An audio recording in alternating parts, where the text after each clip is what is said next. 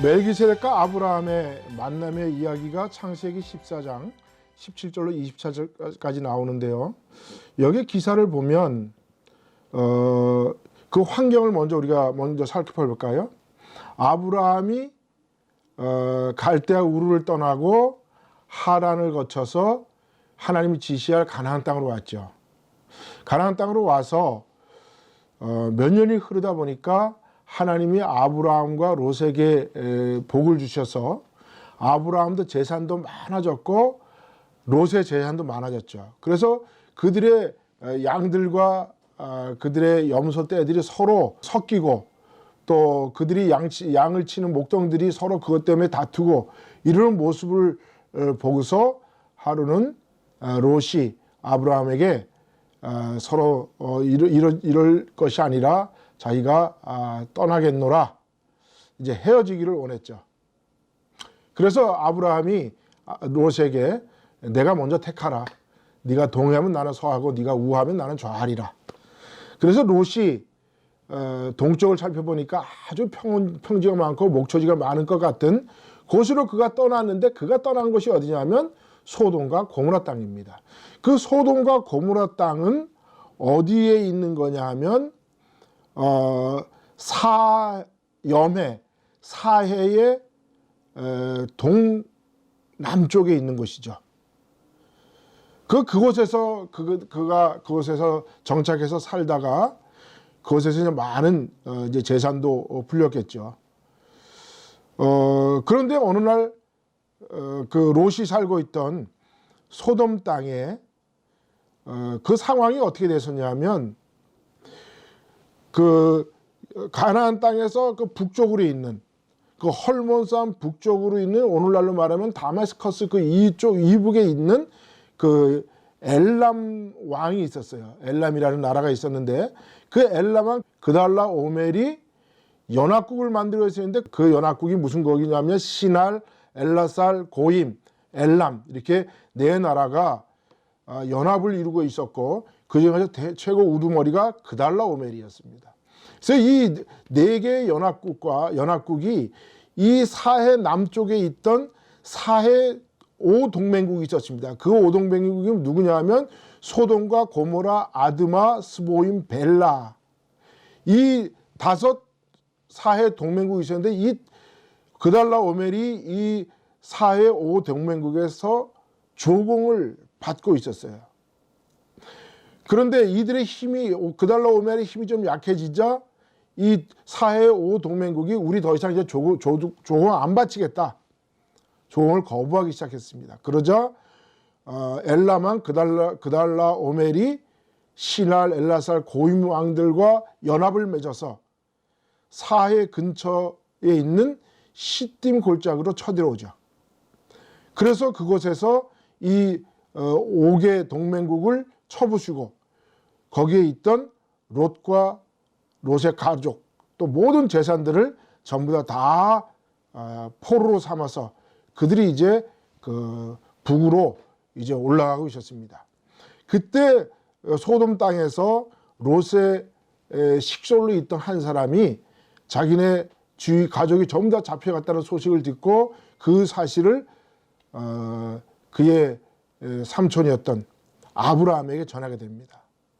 그러자 그 아브라함이 이 소식을 듣고 자기가 데리고 있던 318명의 가신을 데리고 그 그달라 오멜 사연합국이 올라간 그곳을 추격해서 올라갑니다. 그래서 성경을 보니까 단까지 추격해서 올라갔다. 그렇게 성경 기록하고 있습니다. 그래서 그곳에 가서 그 그달라 오멜과 사연합국을 쳐부수고 그리고 그곳에서 자기 조카 롯과 모든 가족들과 또 거기에 있는 재산들을 전부 다 다시 그것을 탈취해서 그들이 이제 밑으로 다시 내려오고 있는 그런 상황에서 성경의 기록에 의하면 이 아브라함이 자기의 조카 롯을 구해서 그들이 남쪽으로 내려오다가 살렘이라는 땅에서 소돔 왕이 이 살렘 왕을 살렘 땅에서 소개시켜 줍니다.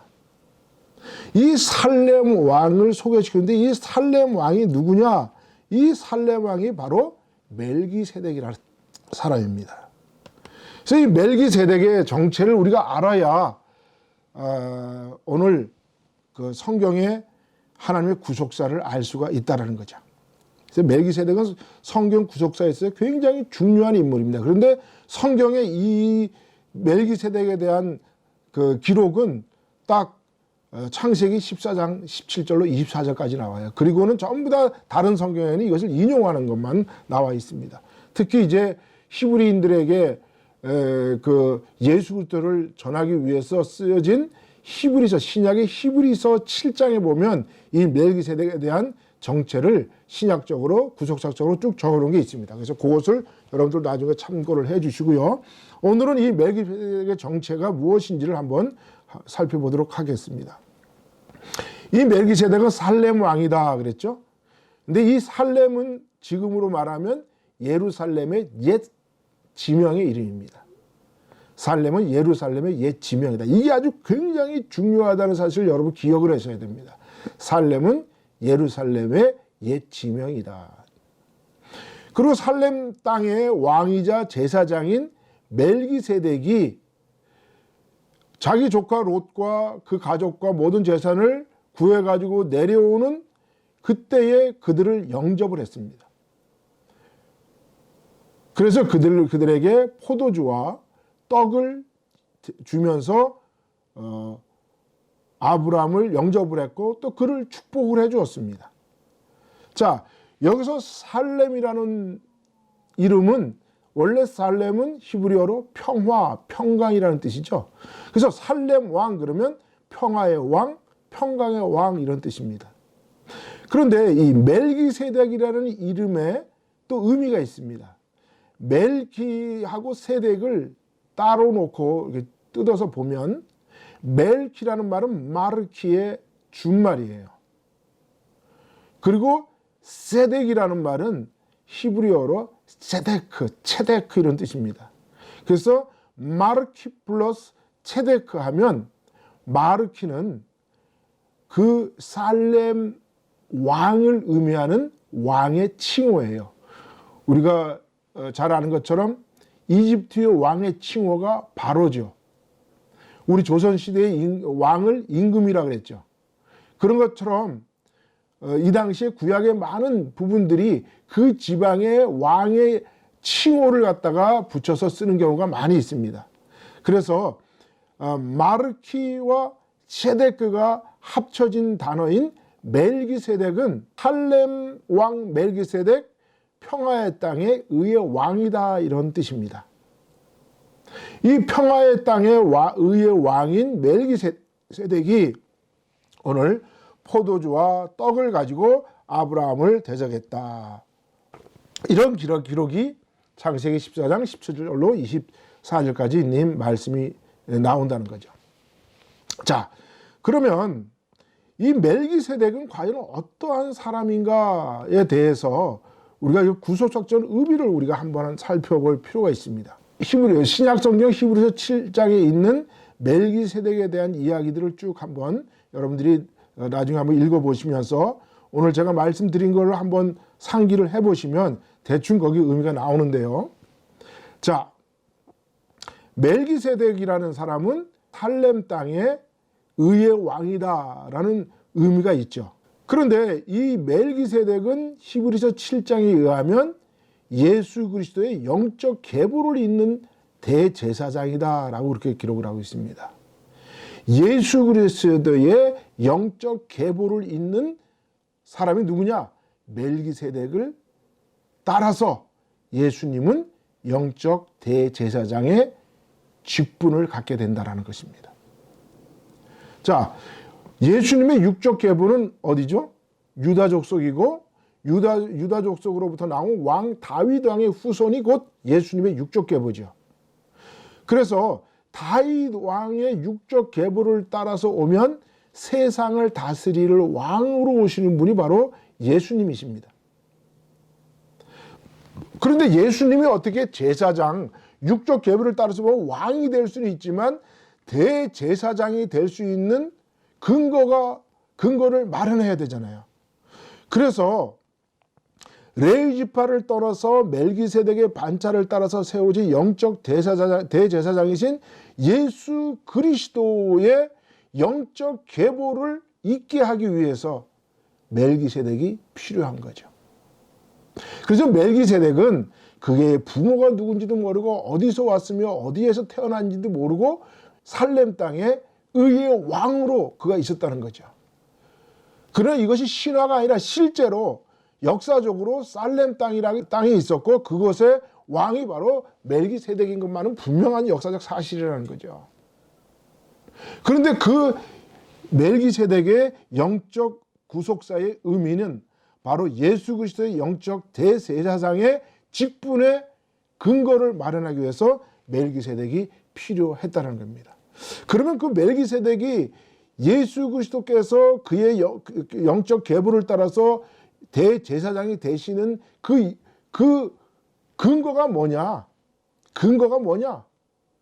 라는 것을 우리가 생각해 볼 때 예수님을 아까도 제가 말씀드린 것처럼 예수님은 예루살렘 성전의 예수님의 모형이라 그랬죠. 그러면 이 예루살렘 성전이 예수님의 모형이고 예수님은 성전의 실체시고 오늘날 교회의 주인이시죠.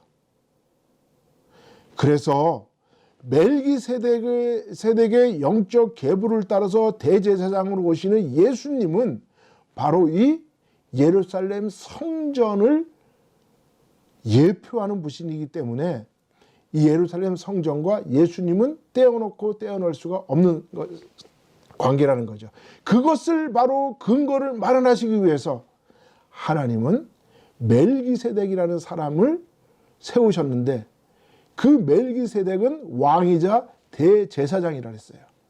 그리고 그가 있었던 곳이 바로 살렘 땅이다. 자, 이 살렘 땅의 오늘날 이름이 예루살렘이라고 했죠. 근데 그 예루살렘에 오늘 무엇이 세워집니까? 예루살렘 성전이 세워지죠.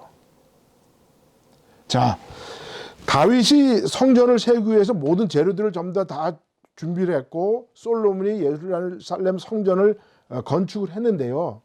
하나님은 이미 예루살렘 성전을 짓기 위해서 성전을 마련하시기 위해서 다른 말로 표현하면 인간이 하나님의 영적 생명과 자유를 회복하기 위해서는 성전이 필요하시다는 것을 하나님은 아셨기 때문에 이것을 짓기 약 한 1000년 전에 제가 지난번에 성경의 역사에 대해서 이야기하면서 아브라함 때부터 다윗까지를 1000년이라 했죠. 그러니까 다윗 때 멜기세덱을 만났으니까 멜기세덱까지 1000년입니다. 이미 하나님은 예루살렘 성전이 세워지기 1000년 전에 멜기세덱을 통해서 살렘 땅에 예루살렘 성전이 세워질 수 있도록 이미 예루살렘 성전 터를 준비해 놓으셨다는 거예요. 계획해 놓으셨다는 겁니다.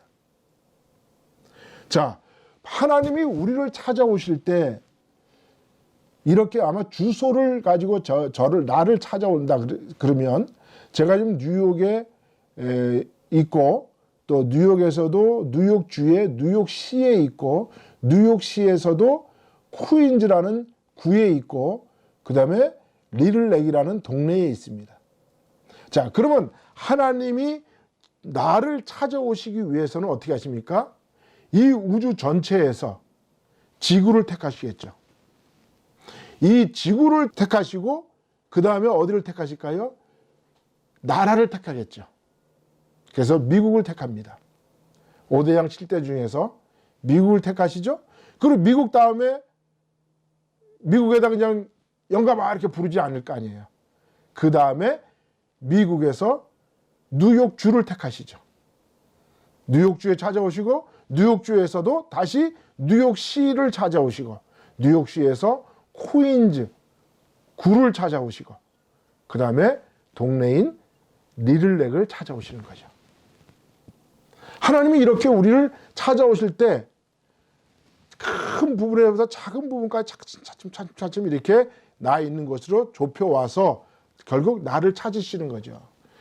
그러니까 하나님이 나를 찾으셨다 그럴 때 하나님이 그냥 뭐 지나가다 대충 보신 것이 아니라 나를 찾기 위해서 이렇게 하나님은 심혈을 기우시고 정확하게 나를 찾기 위해서 오늘도 눈을 부릅뜨시고 나를 보고 계신다는 사실을 우리가 잊지 말아야 하는 거죠. 자, 그래서 저희가 지난번에 우리가 하나님이 주시는 신앙을 지키기 위해서 이스라엘이라는 나라를 찾았다 그랬습니다. 세웠다 그랬습니다. 이제 이 하나님이 우리 인류를 구원하시기 위해서 예수 그리스도를 보내주시기 위해서 이제 이스라엘이라는 나라를 택했고 건국하셨고 그 이스라엘이라는 나라에서 이제 예루살렘이라는 땅을 하나님께서 성전을 짓기 위해서 예루살렘 성전터를 계획하시고 마련하신 사건이 바로 멜기세덱의 구속학적 의미라는 사실을 우리가 분명히 알아야 한다는 겁니다. 그러니까 멜기세덱이라는 사람은 예루살렘 성전을 짓기 위한 근거예요. 그래서 그가 예루살렘의 그 지명인 살렘에 예수님이 가졌던 평강의 왕, 의의 왕의 이름으로 멜기세덱이라는 이름으로 그것의 왕과 제사장 역할을 감당하고 있었다라는 것입니다. 이것을 우리가 바로 알아야 됩니다. 그냥 멜기세덱은 영적으로 예수님의 구속사적 의미로 영적 대제사장의 계보를 잇는다. 거기까지만 알면 한 가지만 아는 거예요. 그런데 오늘 멜기세덱이 어느 땅의 왕이었는가를 알 때 바로 하나님이 왜 멜기세덱을 다윗의 1000년 전에 아브라함과 멜기세덱을 만나게 했고 멜기세덱이 아브라함에게 떡과 포도주로 대접을 했고 마치 예수님의 제자들에게 떡과 포도주를 나눠주는 것처럼 또 그리고 그것을 받은 아브라함은 자기가 가졌던 모든 것들 중에 10의 1조로 드렸다는 겁니다. 이게 무슨 의미냐 이거죠. 이것이 전부 다 예수 그리스도와 연관되어 있다는 사실을 우리가 알아야 하는 것이고 그 사실들을 통해서 사실은 하나님이 구속사의 계획을 마련하고 계신다는 사실인 겁니다. 자, 우리가 조금 더 구체적으로 들어가면서 이렇게 한번 생각해 보죠. 제사의 발전 단계를 제가 저번에 말씀을 드렸는데 첫 번째는 단제사가 이루어졌다 그랬죠. 아담과 하와 타락 이후에 잃어버린 영적 생명과 자유를 얻게 하기 위해서 하나님을 만날 수 있는 유일한 통로로 제사를 드리게 했는데 그 제사를 드리기 위해서는 단을 쌓아야 됐다. 그 단의 대표적인 게 바로 베델이죠. 예. 그 다음에 그 단제사 이후에 성막 제사가 이루어지는데 모세가 시내산에서 받은 성막과 제사 형태가 바로 출애굽기와 레위기 나오죠. 그 성막 제사 때부터 성막을 관리하고 제사를 집전할 레위 지파와 또 아론의 후손으로서 제사장을 세우게 됩니다. 자, 왜 제가 이 말씀을 드리냐? 성막을 짓고 성전을 짓게 되면 그 성막과 성전을 관리할 사람들이 필요하죠. 그래서 제사장 제도가 반드시 성전과 함께 온다는 거예요. 성막 제작과 함께 무엇이 필요하다고요? 제사장 제도가 필요한 겁니다. 성전을 짓게 되면 무엇이 필요하다고요? 제사장이 필요하다는 사실인 겁니다. 그래서 솔로몬에 의해서 건축된 예루살렘 성전은 이 성전이 세워짐과 동시에 그것을 관리하고 제사를 집전하게 될 제사장이 필요했고 다윗은 그것을 알았기 때문에 다윗은 죽기 전에 그가 제사장 제도를 정비했죠. 그리고 24반차로 나눠서 제사장들이 성전을 그 제사 집전을 하고 또 기도하게 하고 또 성전을 관리하게 했습니다. 이것이 굉장히 중요하다는 사실인 겁니다. 이 제사의 발전 단계가. 그리고 이 성전 제사가 나중에 어떻게 됩니까? 바벨론에서 예루살렘 성전이 무너지고 이스라엘 남유다 사람들이 바벨론으로 끌려갔을 때 그곳에서 그들이 더 이상 예루살렘에서 성전 제사를 드릴 수가 없으니까 그들이 하나님 옆에 드린 제사가 곧 회당 제사가 됐죠. 시내고구. 그리고 그것이 회당 제사 예배가 예수님 때까지 이루어졌고 예수님이 오시고 나서 십자가에 달려 돌아가시는 대제사장 역할을 감당하신 이후에는 성전이 이제 더 이상 필요 없죠. 제사장이 필요 없으니까 성전이 필요 없는 거예요. 왜? 대제사장이 단번에 한 번 드린 제사로서 성소와 지성소를 나누던 휘장이 찢어짐으로 말미암아 하나님과 우리의 관계가 이제는 직접적인 중개인이 필요 없는 직접적인 관계가 되었죠. 그래서 우리가 왕 같은 제사장이 된 거예요. 그래서 그 예수님의 십자가 사건 이후로 예수님이 승천하시고 성령이 임재 이후에 이제 예루살렘 성전이 사라져 버렸고 이스라엘에서는 제사장 제도로 사라지게 됐다는 것이죠. 그리고 그것이 바로 예수님이 성전으로 오셨기 때문에 이제 우리는 더 이상 성전이 필요 없고 우리가 성전이 되어서 우리가 함께 성전된 사람들이 함께 모인 것을 우리는 교회다. 그래서 그 교회는 인비지블 처치, 그리고 우리가 모여서 그 인비지블 처치들이 함께 모여서 예배드리는 장소, 그것을 우리는 비지블 처치, 눈에 보이는 교회다라고 이렇게 이야기한 것입니다.